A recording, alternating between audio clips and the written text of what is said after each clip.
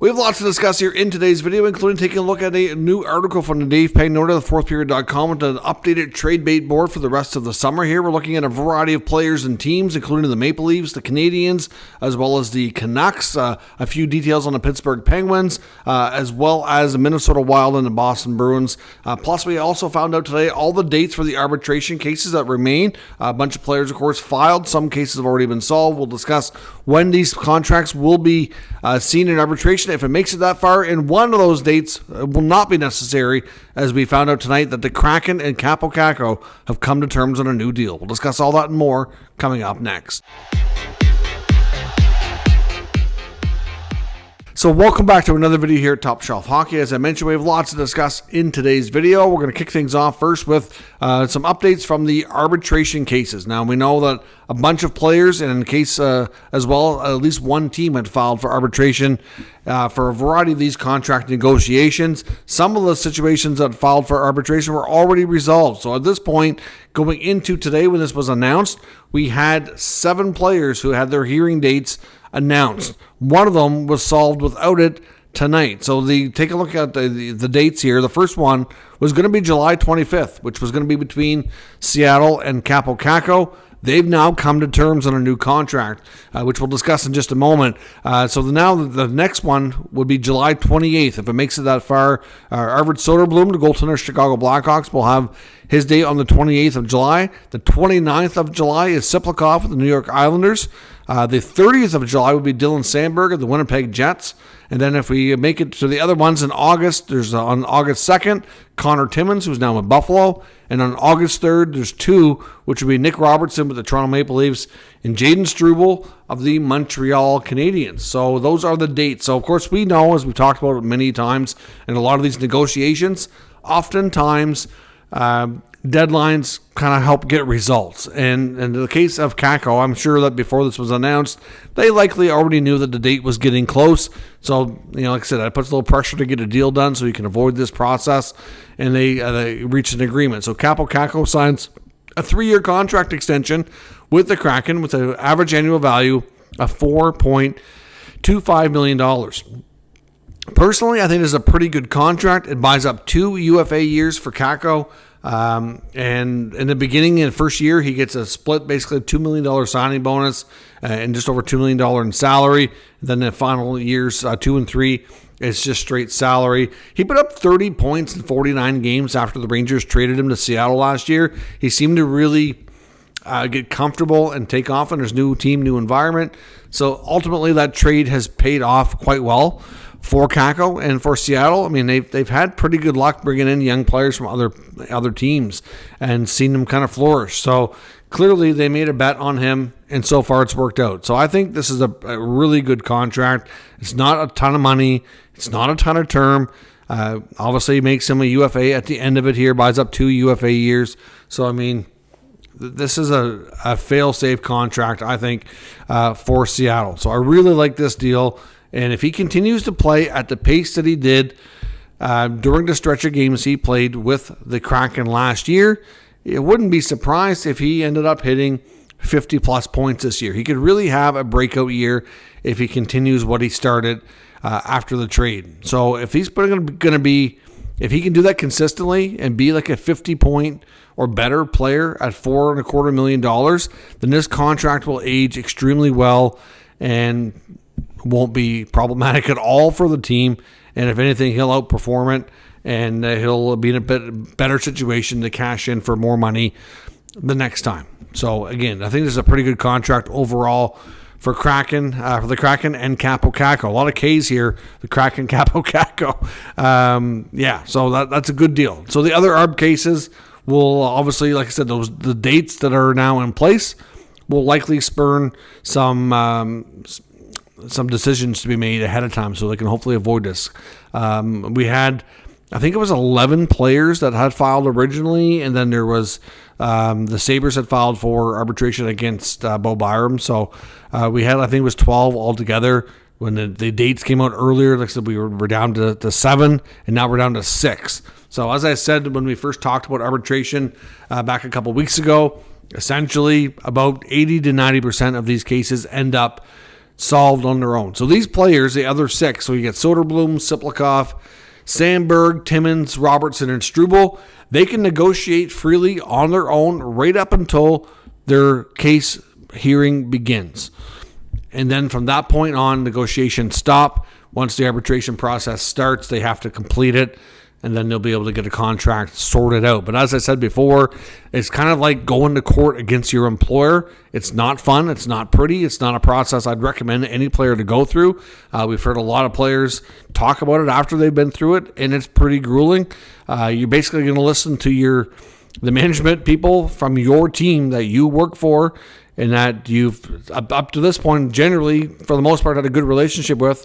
And now they're going to talk about all your flaws, talk about all the reasons why you should be paid less money. It's just not something you really want to hear, And meanwhile, your case is being argued against them as to why they should pay you more than what they're offering, right? So it's just not a fun process. And like I said before, it's been a couple of years, but a couple of years back, I did research. I went back, I think it was 10 or 12 years, and looked at all of the Arb cases and seen how those relationships were impacted. And it was like 85 to 90% of those players within 2 years of having an arbitration case were gone from the team. I do think it has to have an impact. To me, if teams are willing to take it that far, whether it's team elected or even player elected, that tells us that the team does not value the player the way the player values themselves. And that's generally going to be a problem which really impacts the relationship. And then at the same time, if the players value himself more than what the team wants to offer, then they usually will start thinking about departing. And if you end up going through those process and you get to listen to all this, it's a game changer. So hopefully for these players' sake, we see cases where most of these are solved on their own. Now, as I mentioned, we want to take a look at an updated article here from the fourthperiod.com and Dave Pagnotta, looking at their updated trade bait board. They got a whole bunch of names here. For example, they still have Bo Byram at number 1. Now, some people might be like, well, he signed a 2-year deal. Yes, he did. However, there's still belief that contract makes him an even more valuable trade asset. Now, I'm not convinced 100% right now after signing that contract that the Sabres are out there actively shopping Byram. I don't think that's the case. I think there was a point when they probably were more actively engaging in trade conversations around him. I know earlier on it sure sounded like there was a pretty, not quite a foregone conclusion, but pretty close to it that he was going to get moved. And then obviously some of the stuff that's come up more recently was like, well, it could be more about the contract, right? Because oftentimes, one side or the other, sometimes will leak information, and it all boils down to a negotiation. Some negotiations end up taking place more in public through the media, and that's kind of part of it. It's all tactics. So hard to say. But the contract that he signed, over $6 million, is not a bad deal at all. To me, it has the potential to be very team friendly. So to me, I think in the case, the reason why he's still number 1 on that list was that there's still a lot of teams that are very interested in this player. And we know the Buffalo Sabres are a team right now that hasn't really done anything drastic. For a team that's been out of the playoffs for 14 years, and, I think the fan base is getting a little restless. You're looking at, if you want to give Kevin Adams, the GM of the Sabres, a report card, he probably wouldn't have a very good grade right now. I mean, he traded Peterka because they felt like they basically were forced into that. The return was okay. I like Michael Kesselring. I like Josh Doan, but they still, to me, overall, they're not a better team. Their decor is probably better. I think Kesselring will help stabilize things and really bring some much needed, his skill set to the right side will help that team. And if Byram continues to play, if he can stay healthy and play in the top pair with Dahlin, and your top 4 is Dahlin, Byram, then Power and Kesselring, that's a pretty good top 4. But I know the reports for Byram is that he really wanted to be more of a number 1, and really he's going to be considered a 2 or 3 as long as he's in Buffalo. So I'm not sure what the long-term future holds, but he only signed for 2 years, so I think there's still a little bit of reluctance on both sides to commit to longer. So that's why he's still number 1. But the other thing is we know that they're a team that still needs more change, and he's going to be a prime asset that could help get it. So I think that's all it really boils down to at this point. I don't think there's any active, discussions to move him. It's just more about, I think if it came down to it, that they were able to get a big piece for the forward group or something, I think they would be willing to talk Byram. But again, that's why teams and places like the fourth period still have him high on their trade bait board. Erik Karlsson still very high on his list as well. He mentions that he knows the Pens are willing to retain money, but there's no real sense of clarity on exactly how much they will retain. I don't know that they're going to retain the maximum 50%. So, obviously, they might keep a couple million. It's just debatable. There's not really clear consensus out there amongst the insiders on what they think Kyle Dubas and Pittsburgh would retain on Karlsson. The main teams that they have him linked to right now include Dallas, Carolina, and Florida, which really, those have been the teams in the past where he's been linked to. I don't see how Florida could make that work at all. And does it really make sense when you've got Aaron Ekblad on your right side, who you just signed to a long-term deal? You got Seth Jones, who you just traded for during the past season, who signed an 8-year deal on his previous team that you just took over with a lot of term left on it, to add Erik Karlsson to. To me, it doesn't make any sense why Florida would even look into that. So I'm not doubting that maybe somebody with a good source advised them that Florida has checked in or had some conversations. I don't see how that makes any sense for them, no, to be completely honest. Carolina does. We know Carolina's always kind of trying to find that superstar player that's going to help them. They brought in Nick Ehlers. Their decor has seen a little bit of change, obviously, bringing in K-Andre Miller. They have the space, too. They could bring in another big name, and if they can get the Penguins to retain some money, Carolina, to me, does... There's a better fit there and makes more sense. Dallas, again, another team, very, very tight cap situation, so it'll be really tricky for them to do. I'm not sure who they would move. The big thing with Dallas would be if they decide to move Jason Robertson, which we talked about yesterday. We looked at the article from Sportsnet looking at 7 potential landing spots for Robertson if he is moved. But again, it's not clear if Dallas is going to move him. The belief is with Robertson is that the Dallas Stars are going to have some conversations with him over the summer here about his next contract and a contract extension. And if they feel like negotiations are not going to bode well, or he's looking at a point where they don't think they can really afford to pay him what he wants, or they're not willing to go there or what have you, something like that would be why they trade him. And if they do, they're going to want cap space and flexibility. Of course, they could use that said space to bring in a player like Karlsson. But again, not really sure that Dallas makes a ton of sense either. So Carolina, out of the 3, is the main one that makes sense. We've heard some chatter around Karlsson about Toronto too. I'm not sure that they can really pull that off either. A lot of people, for nostalgic reasons, want him to go back to Ottawa, which would be a fun story. Again, I don't know that he really fits their timeline. I can see a scenario maybe a little further down the road before he retires. If he's willing to sign for a cheap price to finish out there, maybe that could happen. That wouldn't be shocking or overly surprising, but until then, I don't see how it fits. A few other names to watch. We'll look at the other names in Pittsburgh. Brian Rust and Rickard Rakell, we know, are both very much available for the right price as well. And Kyle Dubas is still looking for a lot for all of these players, so we'll have to wait and see. Not sure that we get a lot of activity out of Pittsburgh before the season starts, but they will certainly be, I think, a team to watch. Some of these players will be following their story into the season. Brian Rust has been linked to 3 teams, including Buffalo, Columbus, and Toronto. Dave Pagnotta did confirm as well on a recent podcast appearance that the Leafs are looking for top 6 help. I mean, obviously they've made some forward additions. We've seen them add Dakota Joshua via trade with the Canucks recently. They brought in Michelli from Utah, hoping he bounces back. Of course, they signed Michael Pezzetta, who's going to be an in and out of the lineup, 4th line fighter, physical kind of guy. But, ultimately, there's still belief that if the Leafs can find the right deal, that they would like to add a right winger to play with Austin Matthews. And Brian Rust would probably be perfect. He's used to playing with Sidney Crosby. He's done it a long time. So he's very much accustomed to playing with high-end players. He's a great finisher. He's got a lot of experience. He's got Stanley Cups on his resume. I think Brian Rust would be a terrific fit for the other side of that Matthews and Nyes line, to be honest. So I don't know what Toronto would be able to pull it off. I don't know exactly what Dubas is going to want. It's not going to be cheap, but again, makes sense. Buffalo and Columbus also makes sense. Columbus has been trying to make big moves, and they've kind of struck out a few times here. But again, we know they're trying to improve. They want to get to the playoffs. And again, with Buffalo, well, Buffalo hasn't done a lot of significant moves here as of yet for change, but they need to. And I think there's obviously proof by a guy like Russ that they're in some conversations.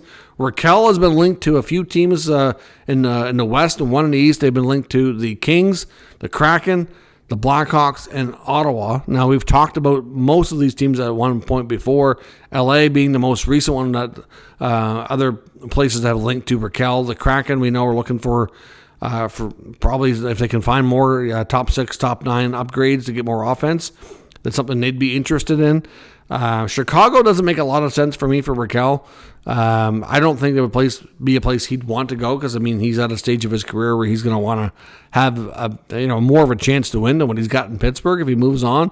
Ottawa's been linked to Raquel and Jared McCann, who we'll mention here as well a bit later.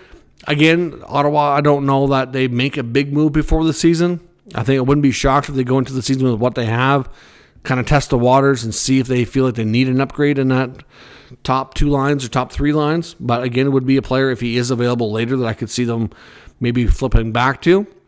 But LA, it's the same thing, makes sense for them as well. So that takes care of the Penguin players. Marco Rossi, of course, is a name to watch, as we talked about yesterday.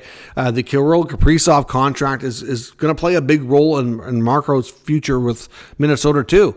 And of course, right now it sounds like the Kaprizov deal is nowhere near close to being done.